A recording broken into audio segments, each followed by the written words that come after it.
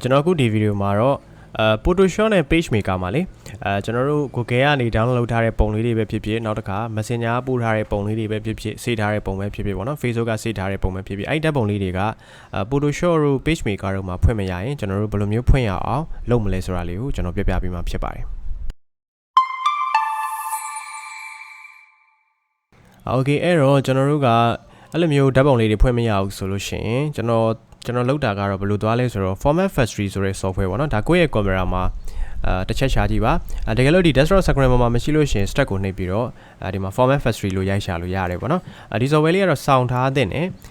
သူဒီကျွန်တော်တို့ကဒီ mp4 file တွေကို mp3 ပြောင်းလို့ရတယ်နောက်ပြီးတော့ mp3 file တွေကို random ဖြတ်လို့မျိုးဖြတ်လို့ရတယ်ပြီးတော့ပြန်ပြီးတော့ဆက်လို့ရတယ်ပေါ့နော်โอเคဆိုတော့အဲ့ဒါကိုကျွန်တော်တို့သုံးပြီးတော့မှဖွင့်မရတဲ့ဓာတ်ပုံလေးပေါ့နော်ကျွန်တော် Photosho ရဲ့နောက်ပြီးရင် pagemaker မှာဖွင့်မရတဲ့ဓာတ်ပုံလေးကိုဒီ software နဲ့ကျွန်တော် format ပြောင်းပေးလို့ရတယ်ပေါ့နော်အဲ့တော့ okay ဆိုတော့ဒီ software လေးကိုကျွန်တော်ဖွင့်လိုက်ပါမယ်အဲ့တော့ဖွင့်လိုက်ပြီးတော့ဒါကတော့တယောက်နဲ့တယောက် version မတူတဲ့အတွက်ပွင့်လာတဲ့ပုံစံအသွင်ပြင်ကတော့ကွဲလိမ့်မယ်ပေါ့နော်ဒါပေမဲ့သုံးမသုံးနေရတော့အတူတူပါပဲအဲ့တော့ကျွန်တော်ကဒီမှာဓာတ်ပုံပြောင်းမှာဖြစ်တဲ့အတွက် picture တွေကိုတွားလိုက်မယ်အဲ့တော့ဓာတ်ပုံတွေဒီကျွန်တော်တို့ရဲ့ file format က JPG ဖြစ်ပါတယ်နော်ဆိုတော့ JPG ကိုတစ်ချက်နှိပ်ပြီးသွားလို့ရှိရင်ကျွန်တော်က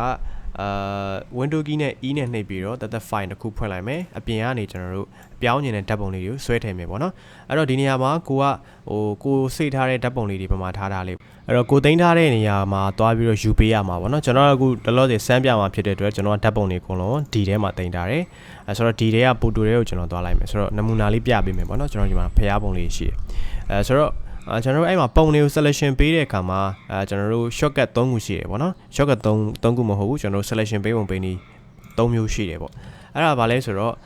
ကျွန်တော်တို့ကဒီထဲမှာရှိတဲ့ပုံတွေအကုန်လုံးကိုလိုချင်တယ် file တွေအကုန်လုံးကို selection လုပ်ချင်တယ်ဆိုရင် control A ကိုနှိပ်ကြပါတယ် control A နော် okay နောက်တစ်ခုကအကုန်လုံးမလိုချင်ဘူးဒီကနေဒီထိလောက်ပဲ selection လုပ်မယ်ဆိုလို့ရှိရင်တော့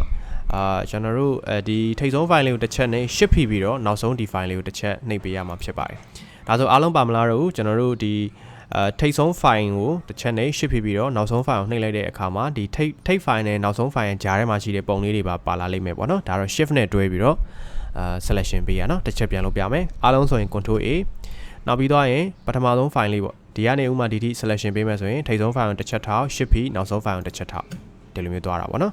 okay နောက်တစ်ခုကတော့ control ပေါ့နော် control key ဖိထားပြီးတော့ light နှိပ်မယ်ဆိုလို့ရှင်တော့ကျွန်တော်တို့ကဖြောက်တော့ selection လုပ်လို့ရပါလိမ့်မယ်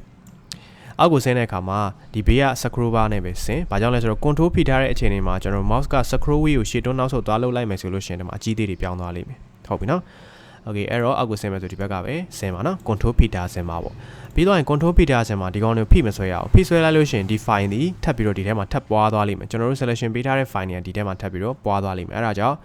control ဖိထားဆင်းမှာ view ဆိုင်ပါနော် mouse ကိုတေချာလေးနှိပ်ဖိမဆွဲမိစေနဲ့ပေါ့နော် okay အဲ့လို selection လုပ်ပြီးသွားရင်တော့ကျွန်တော်တို့ဒီထဲကိုဆွဲထည့်လိုက်ပါဆွဲထည့်ပြီးသွားရင် okay နဲ့ start နှိပ်လိုက်ရင်ရပြီအဲ့တော့ version အသစ်ကကြတော့ဒီ format factory version အသစ်ကကြတော့သူ file ၄ခုပေါ့နော် file ၄ခုကိုတစ်ပြိုင်တည်းချိန်ပေးတယ်version အဟောင်းနေဆိုလို့ရှင်တော့ file တစ်ခုစီကိုပဲသူ format ပြောင်းပေးတယ်ပေါ့အဲ့တော့ကျွန်တော်တို့ပြောင်းထားတဲ့ file တွေကဘယ်ကရလာမလဲဆိုရင်ဒီ output folder ထဲမှာရလာလိမ့်မယ် output folder ထဲမှာဒီဓာတ်ပုံလေးတွေကိုယူပြီးတော့ကျွန်တော်တို့ Photosho တို့ pagemaker တို့တဲကိုပြန်ပြီးဖွင့်ပြီးတော့သုံးကြည့်ပါတေချာပေါက်ပွင့်ပါတယ်နော်အဲ့တော့ကျွန်တော်တို့ရဲ့ set မှာဒီ format factory ဆိုတဲ့ software လေးတော့ရှိထားဖို့လိုပါတယ်ဒါဆိုရင်အဆင်ပြေလောက်မယ်လို့ထင်ပါတယ်နော် okay အဲ့ဒါဆိုလို့ရှိရင်နောက်ရက်ဒီမှာနောက် video တွေနဲ့တူပြန်တွေ့ကြပါမယ်ကျွန်တော် YouTube channel လေးကိုလည်း subscribe မလုပ်ရသေး subscribe လုပ်ပေးတော့ပါအောင်နော်